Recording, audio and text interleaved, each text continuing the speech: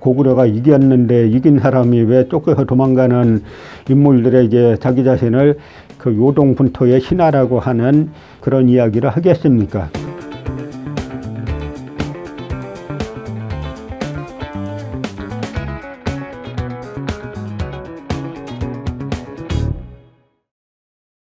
안녕하십니까. 이번 시간에는 이제 고구려와 수나라의 전쟁에 대해서 좀 살펴보려고 합니다.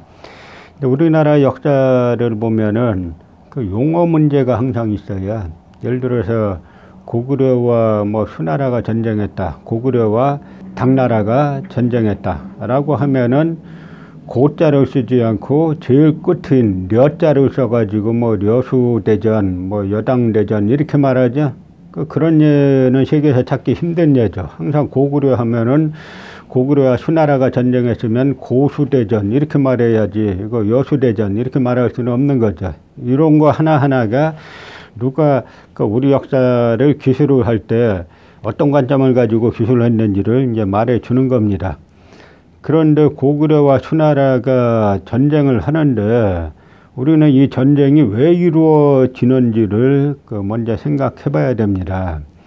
왜 굳이 이제 수나라가 중원을 통일하고 나서 고구려를 쳐들어왔을까 하는 이야기죠. 그러니까 단재신초 선생이 그런 이야기를 합니다. 동아시아에는 여러 민족 국가들이 많지만 나중에 남는 거는 중국과 우리다. 그런데 각자가 분열돼 있어가지고 내부 통일에 바쁠 때면 모르겠는데 각자가 통일되어 있으면 이거는 붙게 되어 있다. 단재신초 선생의 이런 이야기를 하셨죠. 저는 이게 대단히 훌륭한 통찰이라고 생각합니다. 우리가 지금 남북이 분단되어 있는데요, 남북이 만약 통일됐다라고 치면은 이건 동아시아 정세가 급격하게 변하게 되어 있습니다. 통일된 한국이 등장을 하면은 기존의 각 나라들과 관계가 다 바뀌게 되어 있어요. 주변의 여러 나라들 중에 한국이 통일되는 걸 바라는 나라 아무도 없죠. 그리고 이 한국 내에도, 남한 내에도 분단을 가지고 장사하는 장사치 정치가들이 많이 있지 않습니까? 그러니까 이게 만약에 실제로 통일이 돼서 통일 한국이 지금 정도의 국력 가지고 들었으면은 동아시아뿐만 아니라 세계 정세에도 많은 영향을 미치게 되어 있습니다. 근데 우리가 중국사를 보면은 삼국지 처음에 나오지 않습니까? 만나면 흩어지고 흩어지면 다시 이제 모인다. 이런 이야기로 시작하는데요. 그 이야기처럼 중국은 통일됐다가 분열되기를 계속 이제 반복하는 역사입니다. 그러니까 대략 중국사를 크게 일별해보면 중국에서 3대라고 유학자들이 이상국가를 설정했던 하운주가 있죠. 그래서 주나라가 나중에 이제 봉건제도를 실시하면서 춘추시대가 됐다가 이게 전국시대, 전국의 7개 나라 정도가 경쟁하는 전국 칠웅 시대가 됐다가 이것이 이제 진시황이 처음으로 서기전 221년에 통일을 하죠. 근데 통일했다가 너무 급격하게 이제 중앙주권제도를 추구하는 바람에 각지에서 이제 진흥 오광의 난을 비롯해서 여러 난이 일어나면서 한나라가 중원을 통일하게 되죠. 그러다가 요 한나라가 잠시 왕망에 의해서 무너지는데 왕망이 신나라를 세우기 이전에 한나라를 갖다가 우리는 전한 이렇게 말하는데 중국에서는 그 전한의 수도가 서한이었다 그래서 서쪽이었다고 해가지고 서한이라고 하고, 그 다음에 후한의 광무제 유수가 다시 이제 한나라를 세우는데 이걸 갖다 우리는 후한이라고 하지만 중국에서는 후한의 수도 낙양이 동쪽에 있다 그래서 동한, 그러니까 서한, 동한, 중국에서는 이제 그렇게 표현하고 우리는 전한, 후한 이렇게 표현합니다. 그러다가 후한 말기에 이제 여러 혼란들이 일어나면서 위초고 세 나라가 나누어져 가지고 싸우는 삼국시대가 전개되고, 그 다음에 삼국시대의 승자는 그 위나라에서 나온 사마씨 집안이 세운 진나라가 잠시 통일을 했다가 곧 이제 남쪽으로 쫓겨 내려가서 동진이 되고, 그 다음에 북방에는 중국식 표현으로 5호 16국, 그러니까 5민족이 16개 나라를 순서에 따라서 동시에 쓰기도 하고 뭐 하는 그런 이제 16개 시대를 거쳐서 최종적으로 수나라가 589년에 중원을 통일을 합니다. 삼국시대의 시작을 보통 그 서기 220년 정도로 보는데요. 뭐 그때로 치면은 거의 400여 년 만에 통일된 왕국이 들어서는 겁니다. 그런데 이 수나라는 중국 사람들은 자기네 한족이라고 하지만 이 수나라 사람들은 왕들도 그렇고 대부분의 주요한 신하들도 대부분 이 선비족들이에요. 선비족 모용지와 고구려는 서로 말이 통했다라고 하는 말이 있는 것처럼 이 동이족 국가들인 거죠. 그런데 중원에 이렇게 400여 년 만에 통일제국이 들어서서 그러니까 수나라 문제가 남쪽에 마지막까지 남아있던 진나라를 무너뜨리고 중원을 통일했습니다. 그런데 보니까 저 북방에 고구려라는 통일제국이 또 하나 있는 겁니다. 고구려는 우리가 광교서대왕 비문에서 볼 수 있는 것처럼 천재의 아들이다. 천재지자, 황천지자 이렇게 말하죠. 그러니까 천자, 하늘 천자와 아들 자자를 따면은 천자가 되지 않습니까? 그야말로 하늘의 자손이라는 거죠.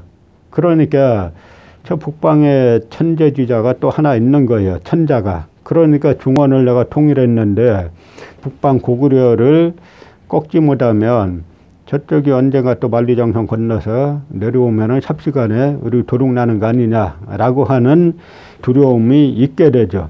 고구려도 마찬가지로 이 당시 이제 중원을 수 문제가 통일했을 때 고구려의 왕이 25대 평원왕인데요. 중국이 동진 이후에 남방을 갖다가 뭐 송제, 양진 이렇게 말하는데 그 마지막에 진나라가 수나라 문제에게 무너졌다, 함락됐다라고 하는 이야기를 듣고 평원왕이 어떻게 하냐면 병기를 수선하고 곡식을 비축하는 것으로 방책을 삼았다. 이야기는 뭐냐면 평원왕이 중원의 통일제국이 들어섰으니까 이쪽에 북방의 통일제국과 한판 전쟁이 불가피하겠구나 라고 생각해 가지고 전쟁 준비를 했다라고 하는 이야기예요. 그러다가 평원왕은 그 이듬해에 세상을 떠나고 그 26대 영량왕이 즉위를 하게 되는데요. 그 영량왕 때 이 고구려와 수나라 사이에는 아주 긴장이 팽팽합니다. 중국의 춘추필법은 자기네한테 불리한 거를 안 치는 게 춘추필법이라고 말씀드렸죠. 사신이 중국으로 오면은 중국에서 무조건 조공 바치러 왔다 이렇게 쓰는 거예요. 중국은 황제국가고 저긴 다 제후국가라 조공을 바치러 왔다. 그런데 중국에서 사신을 보내면 그건 절대 안 써요. 그러니까 서로가 사신 왔다 갔다 하면은 대등한 국가 사이의 외교 관계인데 중국은 절대 그렇게 표현 안 하죠. 그런데 중국 사료에서 중국도 사신을 보낸 거를 알 수 있는 방법이 뭐가 있냐면 갔던 사신이 사고가 났을 때 그때는 할 수 없이 쓰잖아요. 그러면 중국도 사신을 보냈구나라고 하는 건데요. 중국도 고구려에 사신을 보냈다라고 하는 사실은 중국의 수서에도 나와 있습니다. 이제 수나라 문제가 고구려 영량왕에게 항의하는 국서를 보내요. 뭐 내용은 꾸짖는 국서죠. 그 핵심 내용이 뭐냐면 너희는 왜 우리 사신을 갖다 빈 객관에 가둬놓고 밖에 못 나가게 감시하느냐 이런 내용들이 있어요. 그 뭐냐면 고구려에서는 이제 수나라 사신을 일종의 정보를 염탐하러 온 간첩으로 보는 거죠. 그러니까 빈 객관에 가둬놓고 정보 수집을 못하게 하는 겁니다. 그러니까 이제 수 문제가 여기에 상당히 화가 나가지고 질책을 하고 심지어 나중에 뭐라고까지 하냐면 말 안 들으면 내가 장수 한 명을 보내서 금방 가르칠 수 있다. 내가 남방에 진나라도 무너뜨렸는데 너희 별거 아니다. 이제 이런 식으로 모욕하는 국서를 보내왔습니다.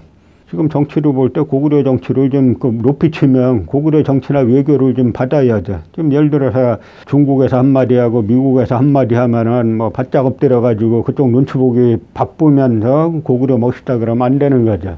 당대의 중원을 통일해가지고 기세가 한껏 오른 수 문제가 이런 국서를 보내왔으니까 고구려 내에도 수나라에 우리가 제후국으로 들어가자는 운동 하는 사람들이 있지 않겠습니까?